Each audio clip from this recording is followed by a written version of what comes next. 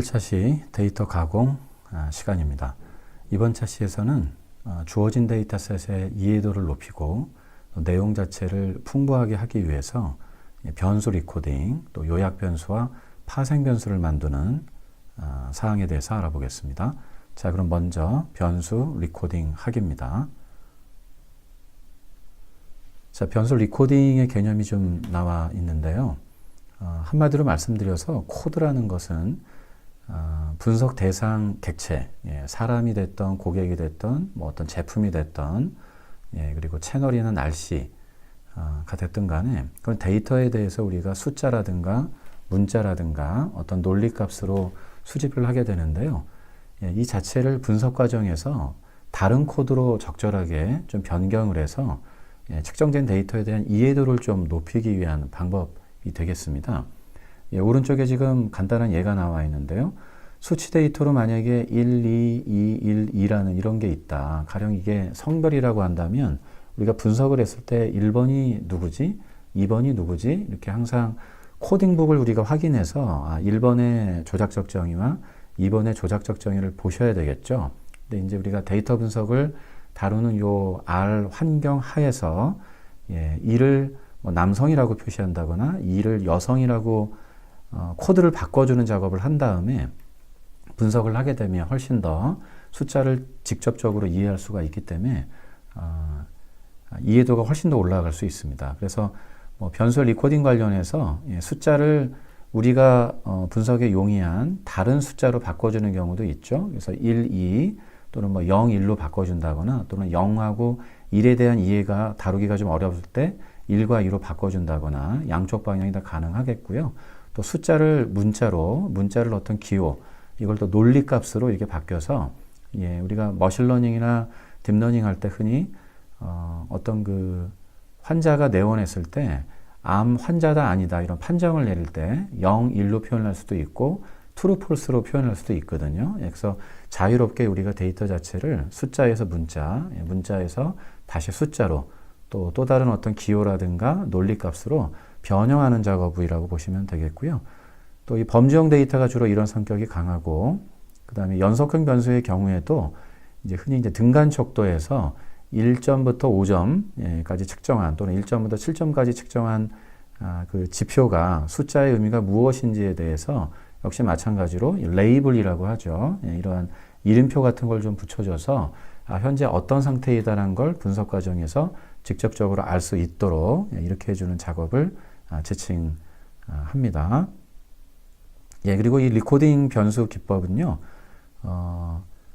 이어지는 다음 세부 시간에서도 살펴볼 내용이긴 한데요.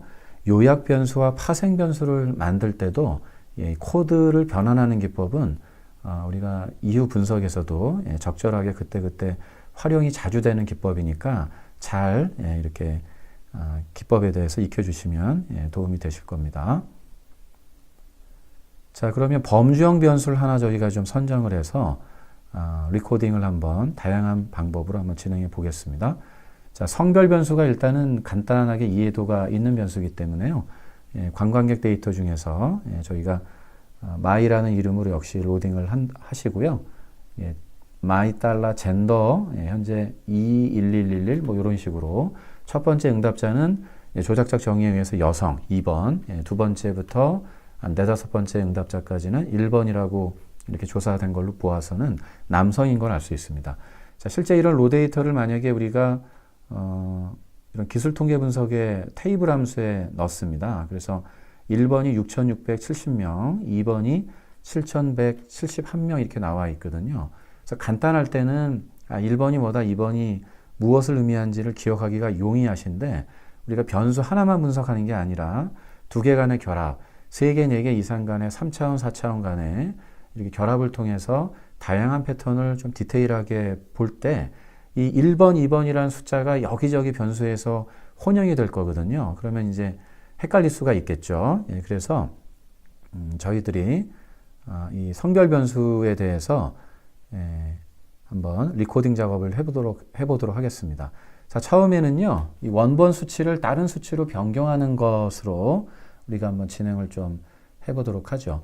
그러니까 우리가 데이터를 수집하다 보면 아주 깔끔하게 꼭 남성은 1번, 여성은 2번이라고 측정되는 경우가 대부분이겠습니다만 그렇지 않은 경우도 상당히 많이 있습니다.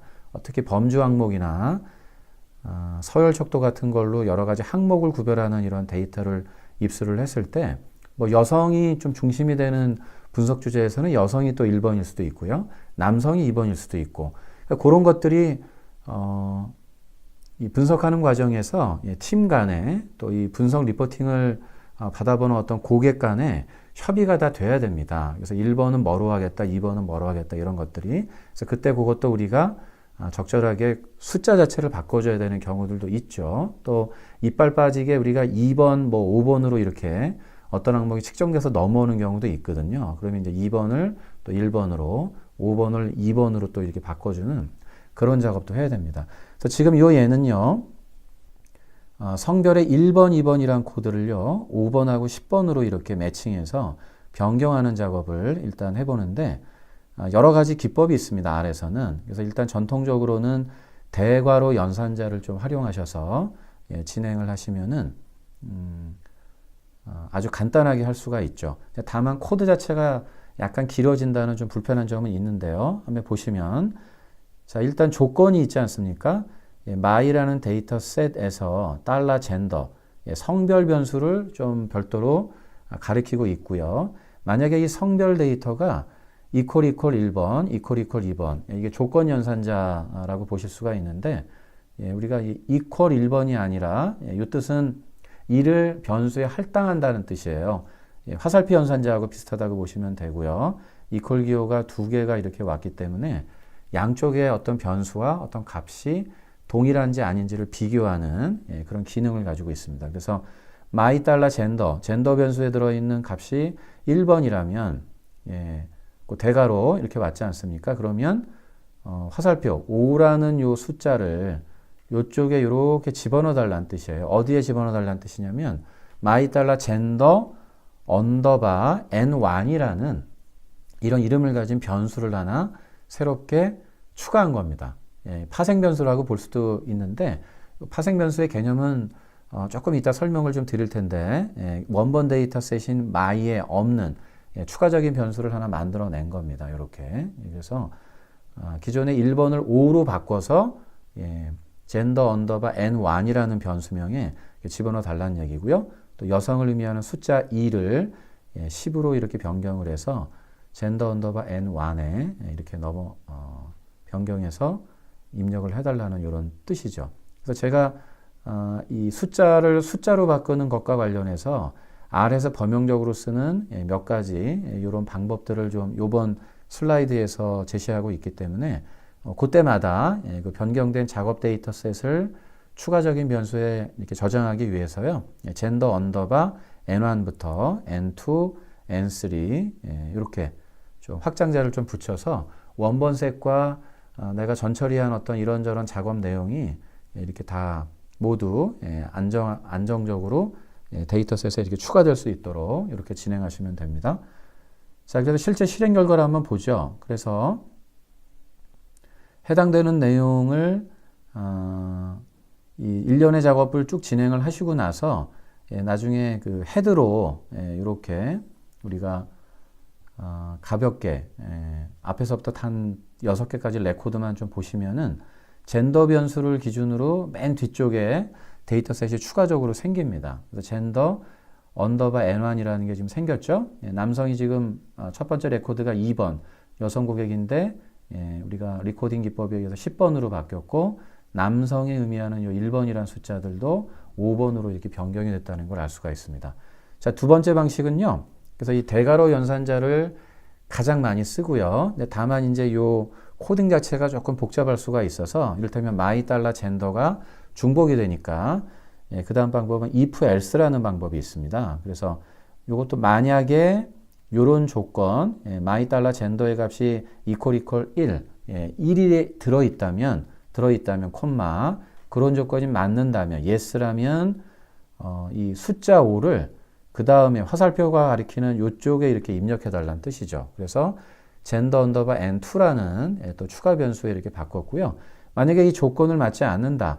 my $젠더에 들어있는 게 1이 아니라 다른 경우라면 그걸 지칭하는 거죠. 그러면 no, 그럴 때는 10이라는 요 값을 가지고 역시 화살표 쪽으로 요 값을 보내서 gender underbar n2라는 변수에 입력을 해달라는 거죠. 그래서 요 오른쪽에 보시는 gender underbar n2 이 데이터셋 그 다음에 오른쪽에 신규로 하나 추가가 됐고요. 자, 그 다음에 세 번째로 이 데이터 전처리 관련해서 그 RStudio 프로젝트 그룹에서 강력하게 밀고 있는 그 최신 패키지 중에 하나가 디플레이R 패키지가 있습니다. 그래서 여기에 record라는 기능 함수가 있죠. 보겠습니다.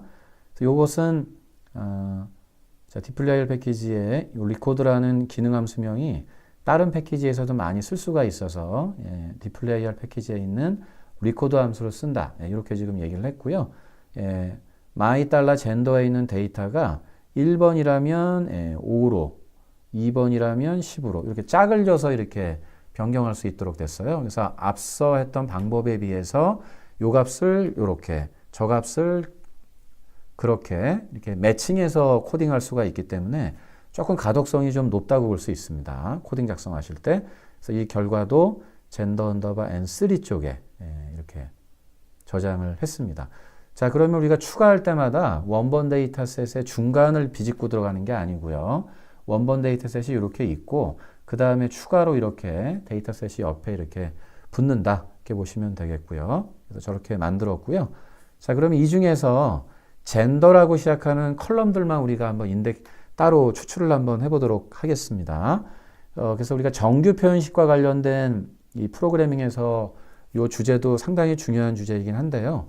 저희가 이제 기초 과정이기 때문에 이 정규 표현식의 개념을 이 대목에서 살짝 맛을 좀 보시도록 이렇게 하겠습니다. 그래서 이 grab이라는 거는 여러 어떤 그 문자 표현 중에서 그러니까 변수명이 문자열로 되어 있으니까요. 문자들 중에서 이러한 표현이 갖고 있는 거를 좀 발췌해 달라는 뜻입니다. 그래서 my라는 데이터셋의 names 변수 컬럼 목록들이 쭉 이제 있을 텐데요.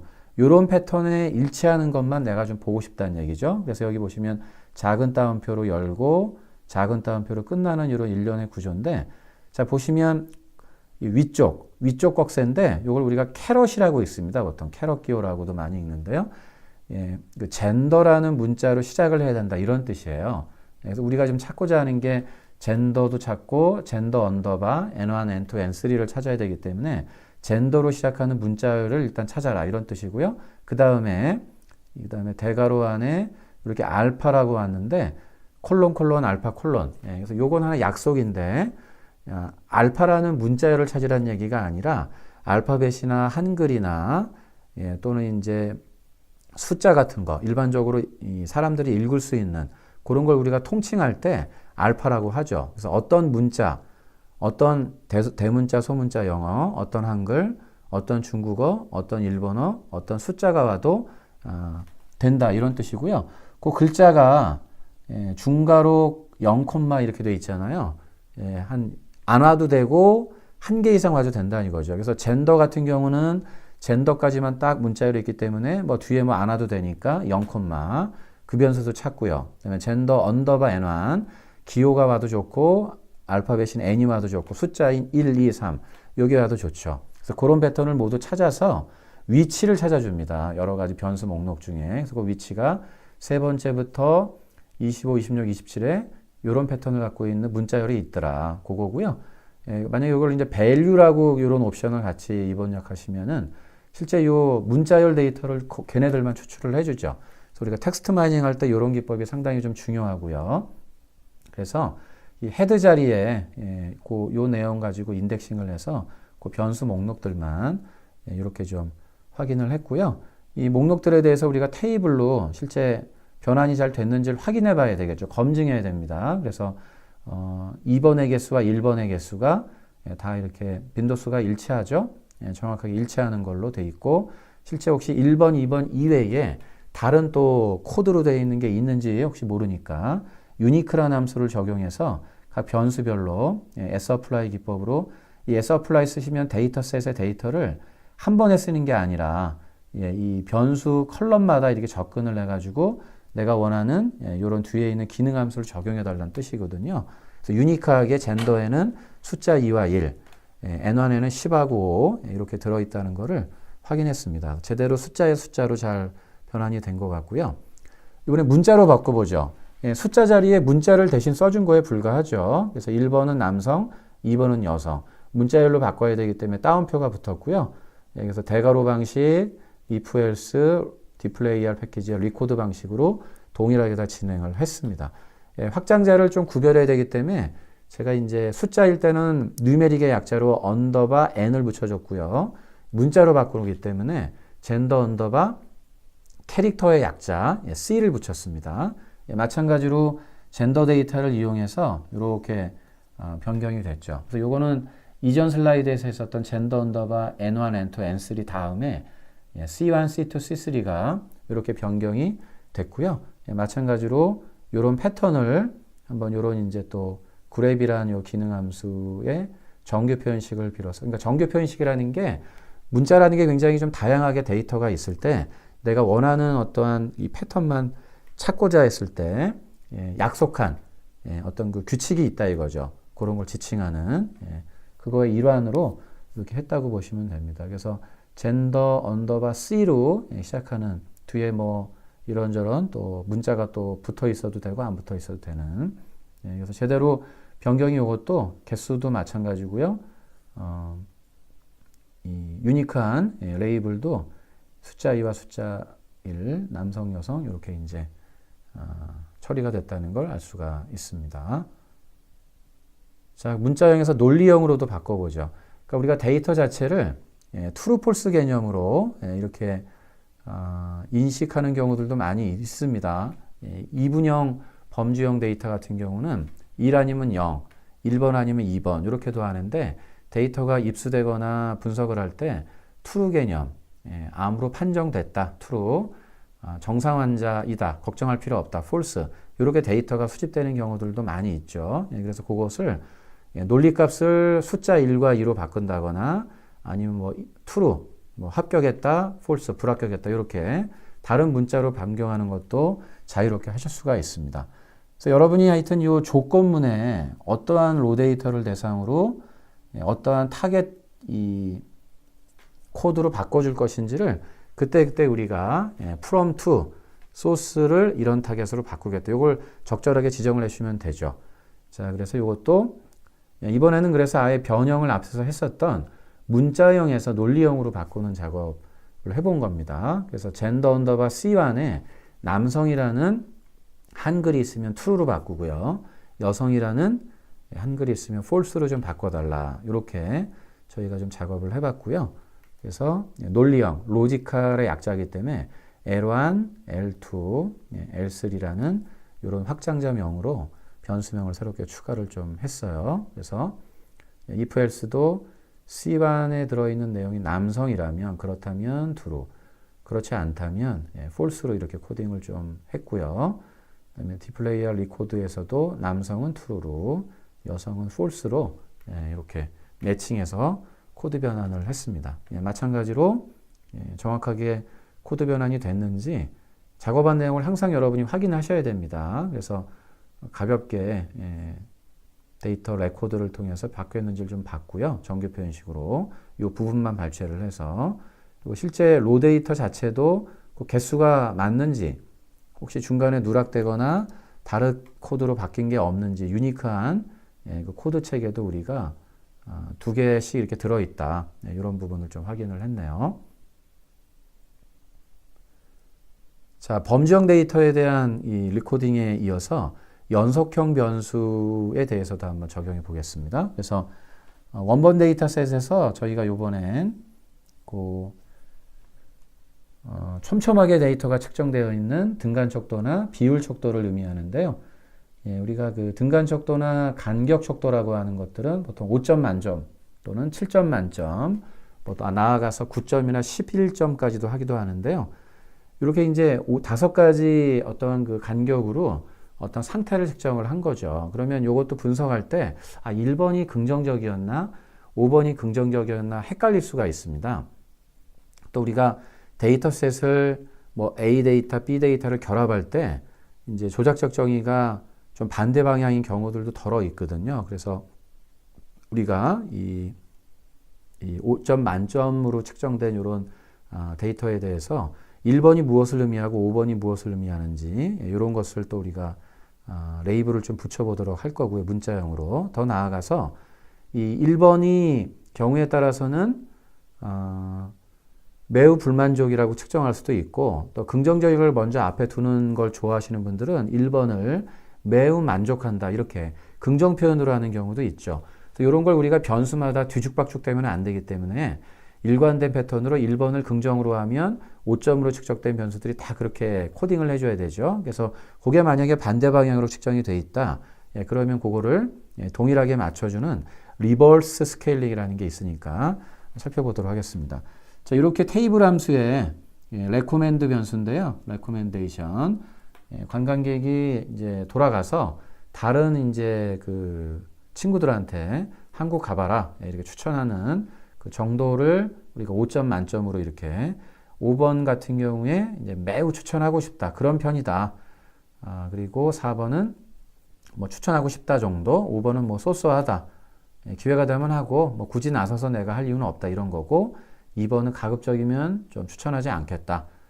오히려 좀 부정적이니까 가지 말라는 뉘앙스로 이렇게 얘기하겠죠. 그리고 1번은 아예 가지 말아라. 정말 뭐 실망할 것이다. 이렇게 강력하게 제지하는 쪽으로 의도를 갖고 있다는 걸 측정한다는 얘기인데 자, 이렇게 측정이 됐는데 자, 그래서 그 다음 슬라이드에요.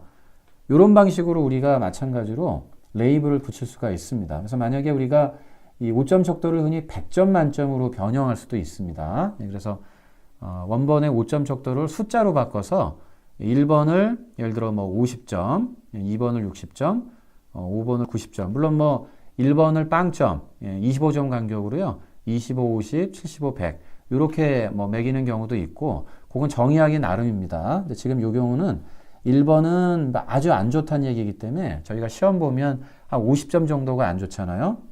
과락이니까 60점부터 50점이라고 매칭해 놨고 완전히 만족한다는 게 보통 A뿔 이상, A 정도 받으려면 90점 이상이면 되니까 5점은 90으로 이렇게 매칭을 해서 진행을 했습니다. 자, 그럼 만약에 요거를 if문으로 구현할 때는 조금 복잡해지겠죠. 그래서 조건을 이 변수에 들어있는 게 1번이라면 50점. 그러지 않다면 한 번 더 비교해야 되겠죠. if else를 한 번 더 써가지고 변수에 들어있는 게 2번에 2번이라면 60점. 그렇지 않다면 또 3번이니 비교해서 맞으면 70. 그렇지 않다면 다시 또 조건 비교해서 이번에 4점이니 맞으면 80. 맞지 않으면 이제 마지막 남아있는 거 5점이기 때문에요. 나머지는 90점으로 해라. 이렇게 한 겁니다. 디플레이알 리코드 패키지에서도 이렇게 훨씬 더 편하죠. 이렇게 하면 1번을 50점, 2번을 60점 이렇게 코딩하면 맨 처음에 대괄호 연산자에서는 대괄호 안에 마이달러 레콤이라는 이런 코드를 매번 반복해서 써야 되는 불편한 점이 있어서 이 디플레이알 패키지의 이 리코드 코드를 기능 함수를 많이 쓰죠. 자, 그래서 이렇게 해서 우리가 변형 작업을 해서 제일 마지막에 또 이러한 일련의 100점 만점으로 숫자로 바꾼 코드들이 좀 보이고요. 해당 내용도 그 개수별로 다 일치하는지를 봤고 실제 그 점수 변환도 5개로만 제대로 잘 변환이 됐는지를 확인을 다 했습니다. 자, 이제 마지막으로요. 이 리코딩 하는 걸 한번 좀 보도록 하겠습니다. 그 100점 만점으로 바뀌는 게 아니라 1번을 매우 불만족, 코드 조작 적정에 입각해서 이렇게 변경을 했다고 좀 보시면 될 거고요. 이것도 아까 말씀드린 것처럼 대괄호 방식의 if else 구문, 리코드 기법을 써서 동일하게 이렇게 문자로 변경 작업들을 진행해 나가실 수가 있습니다. 자, 리버스 스케일링에 대해서까지 살펴보도록 하죠. 자, 그래서 요거는 우리가 데이터라는 게 한 사람이 조사할 수가 없고 여러 가지 협업을 많이 합니다. 또 여건에 따라서 일부러 이런 경우도 있는데요. 5점 만족도를 측정하는 예를 들어 문항들이 되게 많다. 그럴 때 사람들이 이제 그냥 응답하기가 귀찮기 때문에 무조건 뭐 3, 4, 3, 4, 3, 4 이렇게 찍을 수가 있죠. 근데 이제 한두 개 변수 같은 걸 의도적으로 스케일링을 바꿔 놓는 거예요. 그래서 지금 대체적으로 1번이 매우 불만족, 5번이 매우 만족인데 살짝 요걸 바꿔놓아서 측정을 하죠. 그래서 문항을 제대로 읽어보고 응답하는지를 체크하기 위한 건데요. 그렇게 응답을 하신 다음에 나중에 분석할 때는 스케일링을 동일하게 하는 게 분석할 때 좋습니다. 그래서 가급적 1번으로 가면 사람들의 반응이 부정적이구나, 5번으로 갈수록 긍정적이구나 이렇게 가야 되기 때문에 그렇게 리버스 스케일링한 데이터를 일반적인 다른 정의하고 일관되게 맞춰주기 위해서 이렇게 거꾸로 된 데이터를 1번부터 5번으로 바꿔주는 그런 작업입니다. 그래서 개념적으로는 조금 생소하게 들리실지라도 실제 이 아래에서 진행하는 이 코드 내용은 앞서 살펴본 대로 요 값을, 요 코드를 이렇게 다른 코드로 리코딩 해주는 기법이구나. 대괄호 방식, if else, DPL 패키지에 리코더 함수를 쓸 수 있구나. 이렇게 정리하시면 되겠습니다. 자, 이상으로 원본 데이터의 문자, 숫자, 어떤 논리 값들을 데이터 분석 과정에서의 이해도나 가독성을 높이기 위해서 다른 코드로 변경하는 것에 대해서 살펴봤습니다.